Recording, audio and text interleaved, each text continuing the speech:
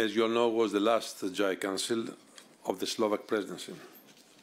And I really want to take this opportunity to once again express my warmest thanks on a personal basis, but also as a commissioner in charge of this very, very sensitive world of JHA Council, to the Slovak presidency, but to also to my good friend Robert Kalinek, for consistently delivering excellent work in the Justice and Home Affairs Council meetings. We have made, as Robert said before, great progress on issues that touch on migration, border management, and security. Our biggest joint achievement and milestone in the last 6 months was, of course, the European Borders and Coast Guard. It is operational now, with the rapid reaction pool fully ready since yesterday. I also want to congratulate the Presidency for reaching agreement on the systematic checks at our external borders for all citizens, EU and non-EU, last week, which we proposed exactly 1 year ago.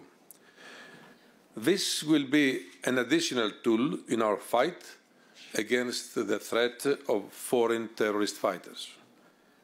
Let me also thank the Presidency for the work undertaken on the entry-exit system proposal, which we further discussed today. This work will continue in the next weeks in order to solve some outstanding issues. Achieving a partial general approach by the end of the year, as envisaged by the Presidency, would be very welcome.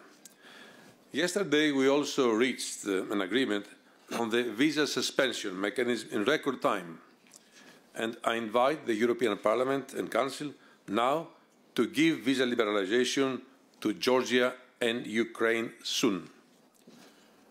Moving from borders and mobility to security, here we also made important progress.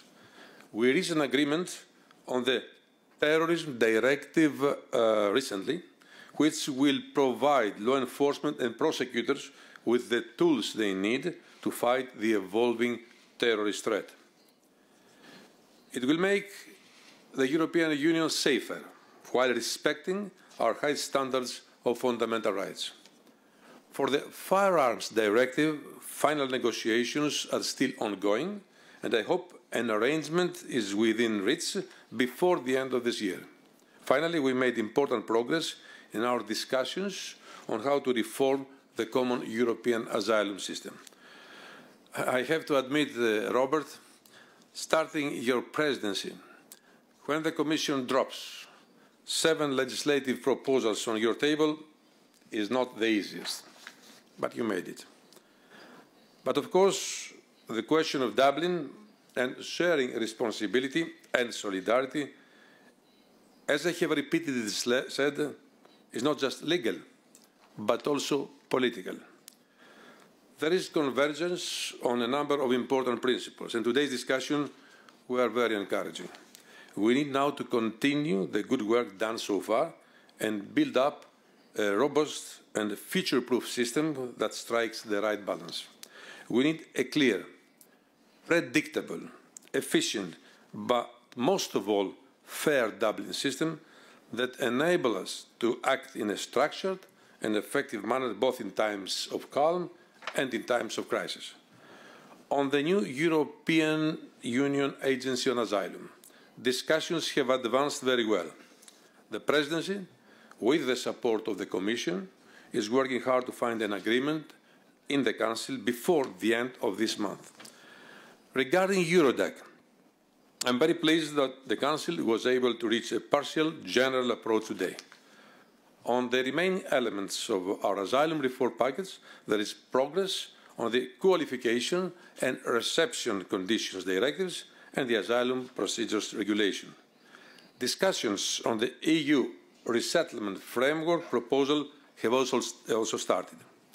I also welcome the adoption by the Council of conclusions on the integration of third country nationals, because it is not just about hosting, it is also about belonging. It is the #1 investment that we should not underestimate or neglect.